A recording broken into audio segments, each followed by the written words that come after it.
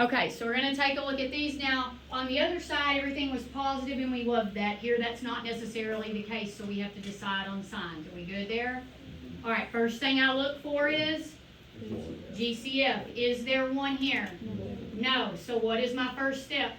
I'm going to slip this back. All right, so that's going to give me x squared minus 11x plus 18. So now I have a leading coefficient of 1. I'm going directly here. Are we okay there? X squared is always going to split to be x and x. That is going to be the same every single time.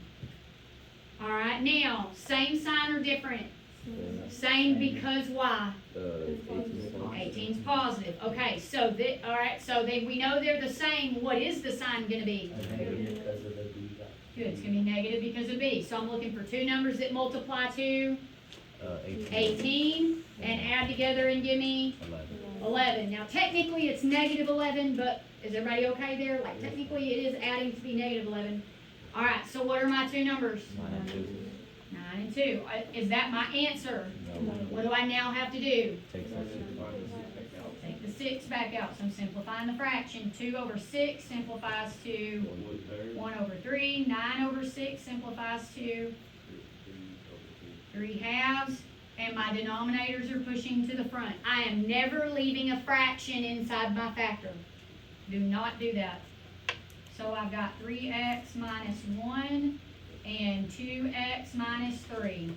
And if I graph this and I graph that, they should be the same. But the quick check is to check your back two numbers and your front two numbers. That's your quickest check. 1 and 3 gives me 3. 3x and 2x gives me 6x squared. Because a lot of times, like if y'all stop right here, if you just checked your front and you looked at that, you'd know that wasn't done. Does that make sense? Okay. All right. So 4 and 5 let's look at 4. GCF, yes, no? Nope. So I'm going to slip that back. Are we good? So that gives me, and I'm going to use x squared minus 5x minus 24. I have a leading coefficient of 1, so I'm going to draw my parentheses. X squared is still x and x. That hasn't changed. All right, this time, what do we know about the signs? They're different. If it's me, I usually just do plus minus. I don't really care. That's up to you, okay? Okay, so this time, I'm still looking for two numbers that multiply to what? 24. But in the center, instead of adding them together, I'm technically going to end up doing subtraction. Are we agreed? All right, and I should end up with a negative 5, right? So if I end up with a negative 5, then that means my bigger number had to be negative. That's the only way that works. Is that logical? All right, what were my two numbers there? 3 and 8, and we already said the bigger number needed to be negative. So the 8 goes here and the 3 goes here. Are those my factors? What do I need to do? Take the 2 out. Okay, here 2 doesn't come out, so it pushes to the front. Here it simplifies to 4. So that gives me 2x plus 3 and x minus 4. And 2x times x gives me 2x squared, and 3 times negative 4 gives me negative 12. I'm going to assume we're okay. Are we good there? All right, what about 5? Is there a GCF there? Yes. What is it? 3. So if I take out the 3, that's going to leave me with x squared plus x minus 30. I'm going to let you factor that one on your own. Okay, yeah, some of y'all already have it. So I'm going to leave that to you to factor. All right, I'm going to look at number 6. Is it possible to have a polynomial of the form ax squared plus bx plus c that could not factor? Do you think it's possible?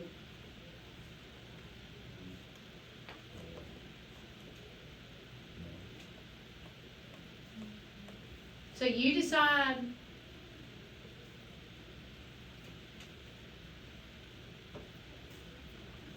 what you think about that. And then we'll talk about it. And you may want to go back and do that in a few minutes. Like, that's fine, but I want you to kind of be thinking about that. Alright, Trent factors 4x squared plus 13x plus 3. He determines that his integers must add to 13 and multiply to 12. He sets up his factors as shown below. Find his mistake.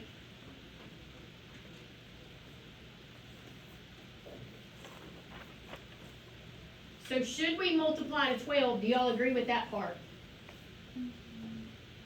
Just looking at it, would we multiply to 12? Yes, no. Okay, here's your original problem. 4x squared plus 13x plus 3.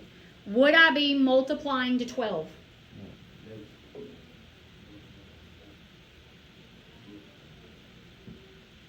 Would I multiply to get to 12?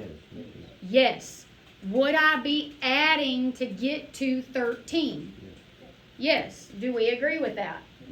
Alright, so we agree with what he said. Alright, so, but he said that these were the factors. Like this is his final answer. Okay, so did y'all hear what Christian just said? He didn't take the 4 back out. He did it correctly. He multiplied the 4 in. He got 12, right? But he did not take the 4 back out, and he said these were his final factors. I'm going to tell you right now, this is the number one thing that I have kids do wrong when they factor, is they forget to take the 4 back out. They forget to take what they multiplied in back out. So you can finish that problem. Is everybody okay there? So he didn't. I'm gonna write what Christian said. Take the 4 back out. Everything else was fine. Like his logic was correct. He just didn't finish it. All right, number 8. Mrs. Wright asked her class to factor 3x squared minus 11x minus 20, and then she asked which student did not find a factor of the trinomial. So in order to know who did not find one, I need to know what they are, right? Okay, so first thing we need to do is factor it, yes? What's the first step? Yeah, I'm going to have to multiply the 3 because I can't divide it out, right? So that's going to leave you with x squared minus 11x minus 60. All right, so what do I know right here? Signs are different. Okay, one's positive, one's negative. All right, so I know that. All right, and I'm looking for two numbers that multiply to 4 and 15. 60. And subtracting, give me 11, right? Well, here's the deal. 60 is a little bit bigger of a number. So you may have to, and I know some of you may already have it, 1 and 60, 2 and 30, 3 and 20, 4 and 15, and that's the one that does it right there. Are there more factors? Yes, there are, but once you find it, if you figure it out, you can stop. Does that make sense? But you need to start at 1, 2, 3, like you need to go in order, because if you skip around, you're probably going to miss one. Does that make sense? Okay, so which one is which, Aiden? So the 15 is going to be the negative, since we got to add them together and get a negative 11. And then the 4 is going to be positive. Okay, good. Is that my answer right there? No, this is what I think is really out. Okay, I need to pull the 3 back out. So here, my 3 just pushes up, so I've got 3x plus 4. And here, I end up with x minus 5. So, looks like Jose's the one who messed up. Agreed? Alright. Paula has a vintage record player in the shape of a rectangular prism. The volume of the player is 10x squared minus 65x minus 35.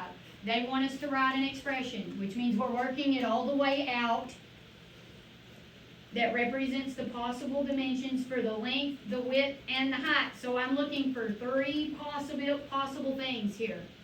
Are we okay? Alright, so I'm going to have to factor that to find those 3 things. What is your first step always? Does it? Nope. You are incorrect. Oh, yeah. What is the GCF? Okay, so you are gonna finish that problem from there.